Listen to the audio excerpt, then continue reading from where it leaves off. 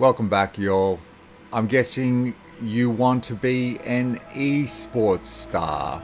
Now that's fine, but you're never going to be discovered unless you get yourself out there.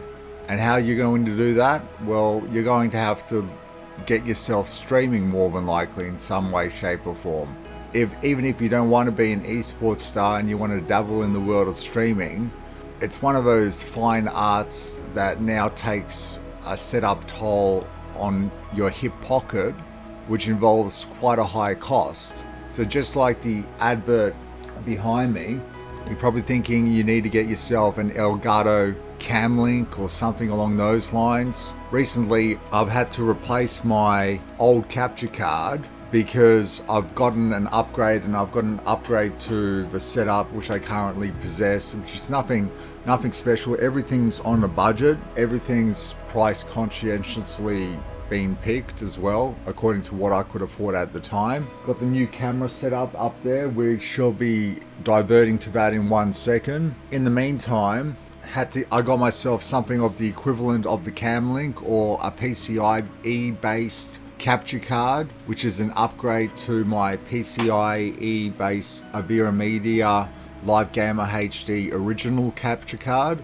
I got this as a hand-me-down passed on to me. I needed something that had 2 available HDMI imports. Now, a Cam Link, on the other hand, will set you back nowadays approximately 300 Australian dollars. The PCIe version of the Elgato Cam Link, the capture card they have available, which only is the 1080p variant, a 1080p variant capture card will cost about, at a good price, 319 Australian dollars, guys. So before you dabble in and you think, why not jump in the deep end, understand that just that item alone to get you streaming effectively without any additional toll on your computer per se, because you may be setting up and have a spare computer for streaming purposes, is going to set you back quite a fair amount.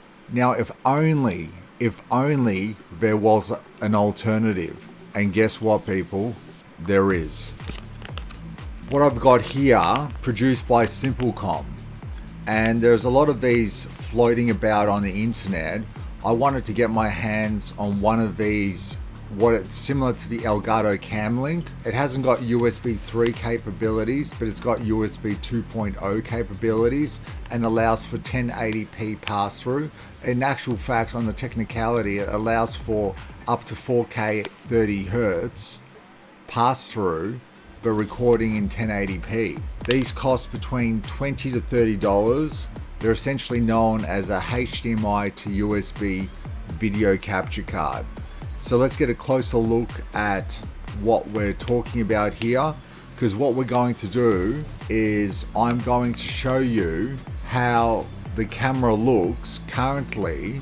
I've got the new Lumix G7, well, I bought it secondhand, but that's going to be showing my face off in 1 second's time, or in a couple of seconds time. And then we're going to connect it up via the HDMI to USB capture card that costs us 25 Australian dollars, and see whether I needed to spend over $300 for that extra HDMI input to begin with. Okay, guys? The only reason I'm doing this is because some of these don't actually work. I know for a fact this works, but I haven't analyzed it completely. Also, with some, the quality isn't the same. On a spec by spec basis, you might find that it equates to exactly the same thing, but then a USB required HDMI to USB video capture card also requires certain specifications that your system, for example, be of decent quality, so as to provide a latent-free and a lag-free streaming event. Otherwise, you're going to have poorer quality image, even though technically the image that you have is to spec. So we're going to do a side-by-side comparison of how the camera acts through a proper capture card. Understand that the camera is not completely set up, but I'm not going to change any settings on the camera. I'm simply going to plug and play it into the video capture device that we've got here from Simplecom for $25, and we're going to see if there's much difference in the picture. Then from then I'll plug back in and we'll play some Apex Legends. We'll just run around in the firing range for about 30 seconds, and we'll do the same thing with the Simplecom video capture card that's HDMI to USB rather than it connecting to a PCIe slot on the motherboard, which is direct. So without a moment's further ado, my name is Seb Luka. Welcome to the Techness CorneR. Please hit the like and or subscribe button, and let's get stuck right on in. Now, I apologize for all the fanage. Also, I apologize for any other audio quality issues. I've just moved the mic onto the stand and got it on an extension. I should obviously check audio. I know it's going to be fairly decent, if not overly loud, depending on how the mic's picking me up currently.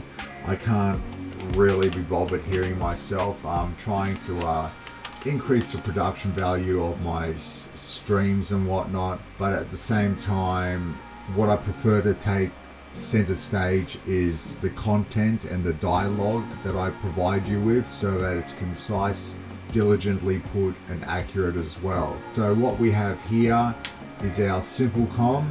There it is there, Simplecom HDMI to USB video capture card.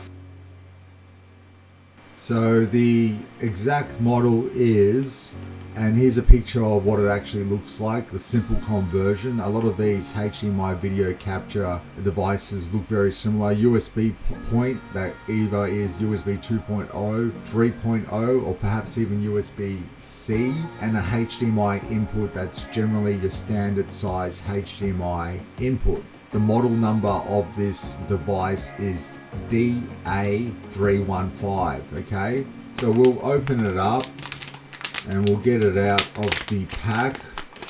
Now it comes with not a set of instructions. DA315 HDMI to USB 2.0 Full HD Video Capture Card User Manual. There's a couple of things pertaining to it that you need to know specifications wise. The good thing about these is they're easy operation, plug and play, no drivers required, okay? So you're going to utilize this with your streaming software, and where you would plug in the device such as your Xbox or whatnot, your PlayStation or your camera, in this case that we're going to plug this one in and see if there's any differences in the quality and whatnot. No drivers are required, and you just get to pick up the source itself, and if it works and you've got it connected correctly, you might have to restart OBS or Streamlabs, whatever you're using. It should just completely be the image that you see or that you're trying to portray be coming through instantaneously with no dramas, okay? If it doesn't, then there might be one or two reasons in this case, in regards to the Simplecom one, that you haven't got certain settings correctly set. This is compliant with UVC, so USB video class, and UAC USB audio class, so it will run your audio through as well. Compatible with most mainstream capture software. HDMI input resolution supports up to 3840 by 2160 at 30 Hertz, so only 30 Hertz, guys.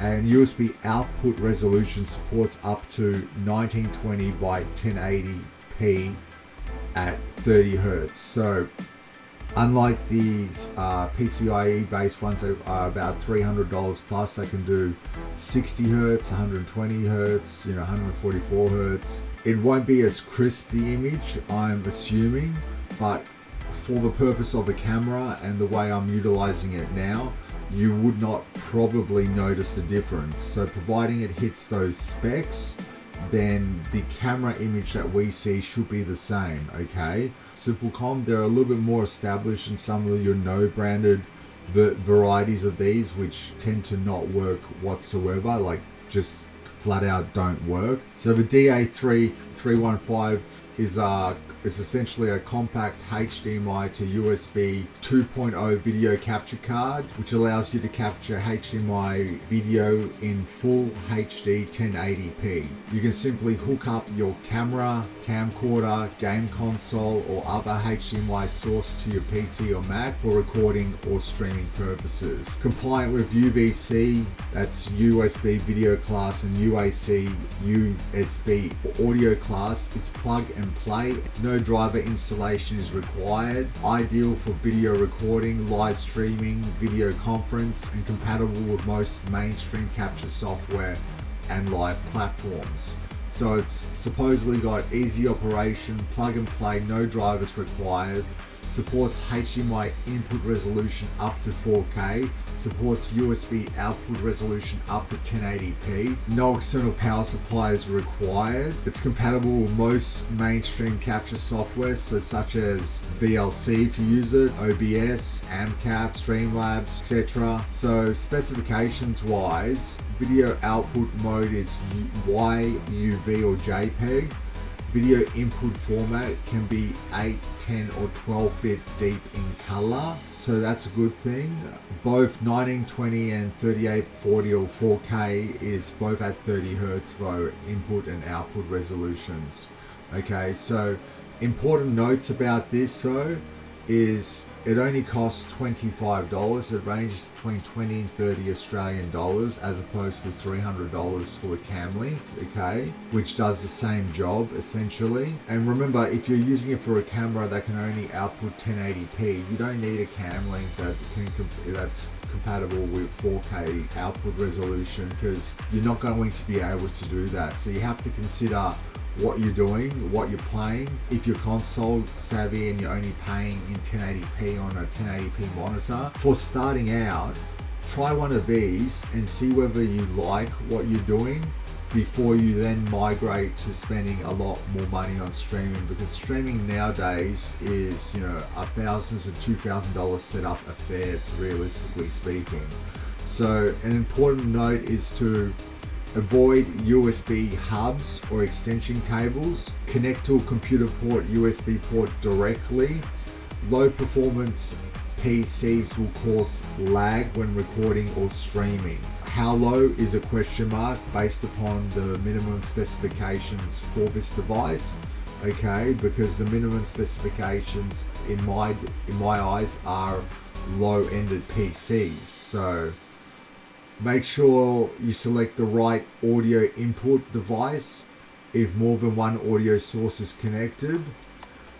YUY2 video format is not supported. Certain Canon and Fujifilm camera models are not supported. For example, EOS 6D, 6D Mark II, M2 Rebel SL1, Rebel T3i, Fujifilm X-A10, X-E2S, X Pro 2 and XT1. Windows 7 doesn't support auto installation as well if you're using Windows 7, but everyone who should be on Windows 10, let alone Windows 11 from now on in.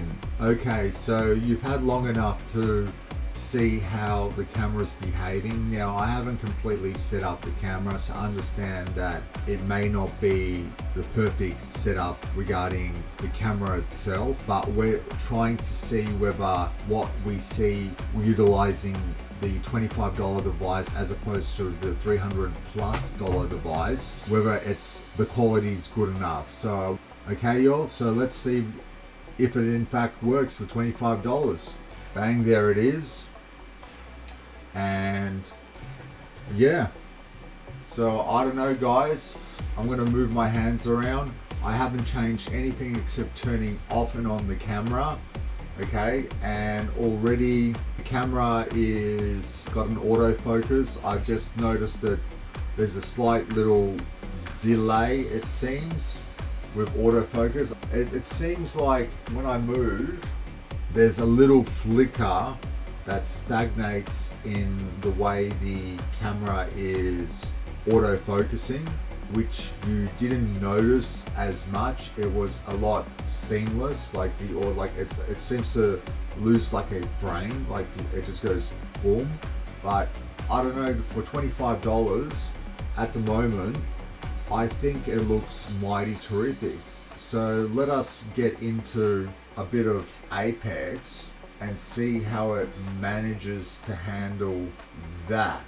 Now that's going to be a little more tedious because what I'm going to have to do is change over the secondary input from the capture card and put the camera back so that you guys have a camera feed of me, but the game footage is going to be through this capture card itself. Let's get into Apex straight away and we'll see. I'm just moving around a little bit. We'll see how the game footage looks, and then we'll see whether there's a difference in the game footage with the $300 plus capture card.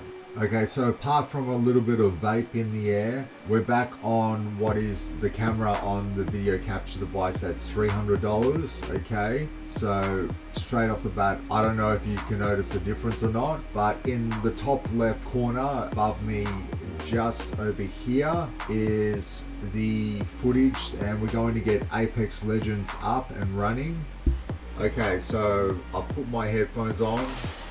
We've got Apex loading up. What you can see is the camera back on the capture card per se. So it seems like it's the same quality but a little bit more responsive. What we'll change now into is the visual of Apex.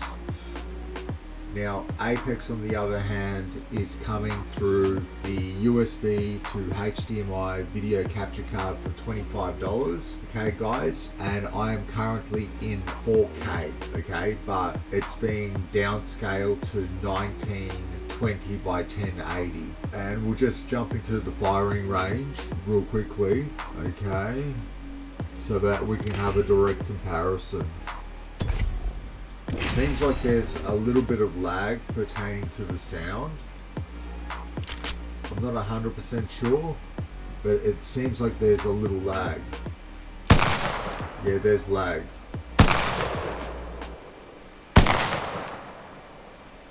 There's audio lag, definitely.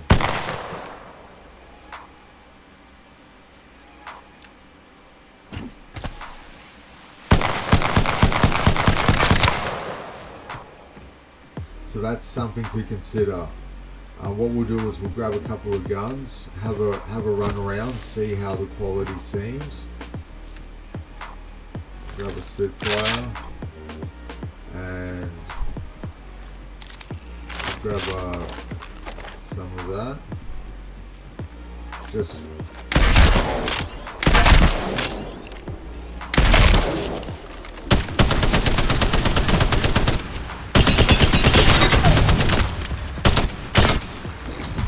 making contact here. Bam!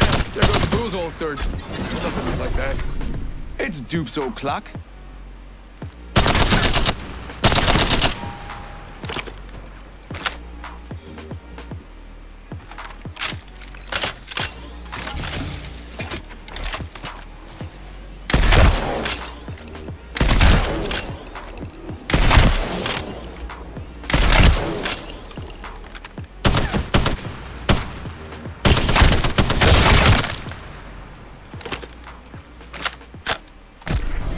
Alrighty, so you can see how that's going.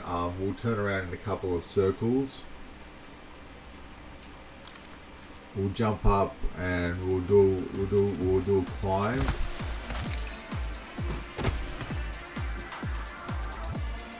So this is on the $25 capture card. I don't know if you guys can hear. Sounds like there's a little bit of. I'll shoot. 1, 2, 3, shoot. 1, 2, 3, shoot. 1, 2, 3. Now the audio, the actual Yeti mic is coming through the streaming PC, so it's direct sound. But I will shoot. 1, 2, 3, shoot. Shoot. If you can hear that differently, and I'll find that out after the fact. It seems like there's lag on that aspect of things for some odd reason. So that could be a big fail. Okay, from here what I'll do is I will return to lobby and we'll exit the game. Okay, and what I'll do now is I will change the game over back to the capture card and we'll see if you guys can notice a difference, alright? And whether we'll find out after the fact whether there was an audio issue with any lag or anything, which you guys will already be aware of at this stage. We're back on the capture card. I'm going to open up Apex now. There shouldn't be much fiddling in this case regarding audio and whatnot, and we'll see whether I've developed some sort of a lag issue regarding it, or if it's exactly how it was before, which is no problem. I will change the visual again, go into the firing range. I'll just quickly see.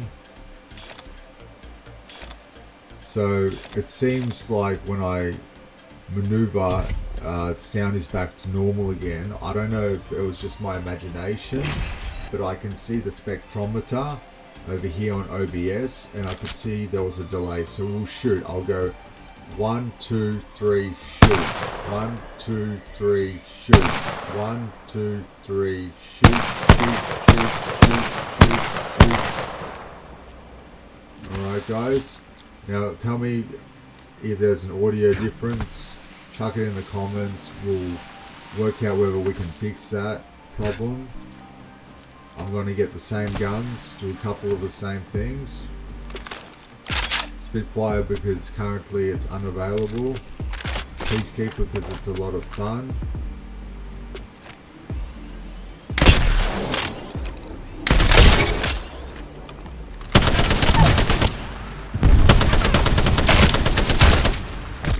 Go bamboozle.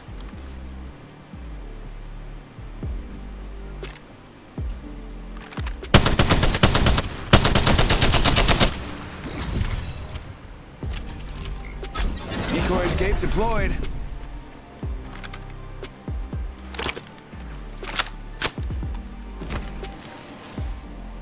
And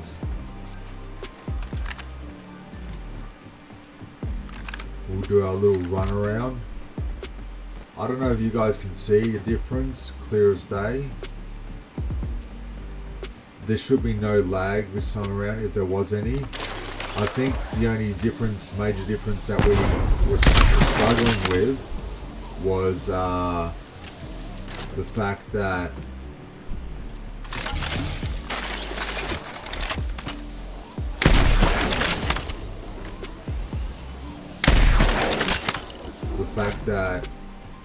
what do you call it?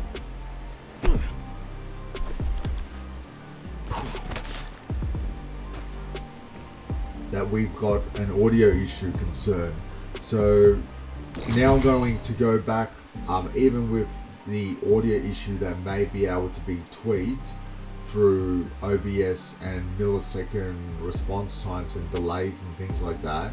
Really, it's unforgiving. That is, if you were to be streaming, you always have that little bit of lag per se pertaining to your game image, okay? But pertaining to using it as a cam link option for your camera, you be the judge. The camera back again so you guys can see comparison level, and this is with the, again, the $25 Simplecom HDMI to USB video capture device. You guys have to be the judge. There seems to be an audio issue. Setting up audio is not as plug and play as specified. They do give you a couple of instructions pertaining to how to set up audio correctly, but there's still that lag issue which has to be addressed. And at presently, I would like to say that for this purpose, if you need it for something like this, okay, as an extra device, and you've got yourself a capture card already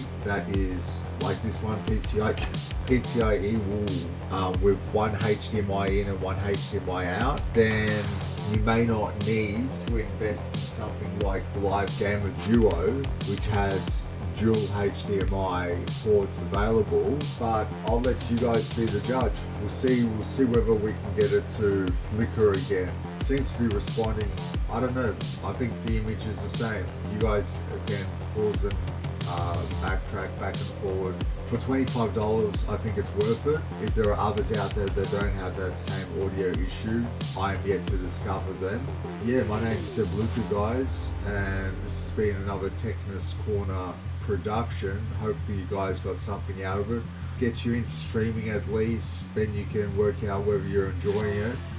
This was finicky to set up, okay? But capture cards are much more finicky. There are drivers, there are other things that you need. There's software, there's this whole setup that you have to do. So technically this was plug and play, but was it plug and play terrific? I'll let you guys be the judge. Peace out, guys. One more time, back to normal. Everything is back to normal. Main visual, we shall chuck on. So 4K wise, through the AverMedia Live Gamer Duo, no audio issues. So I'll let you guys be the judge again. So thanks for your support. Hit the like and or subscribe button, and peace out, y'all.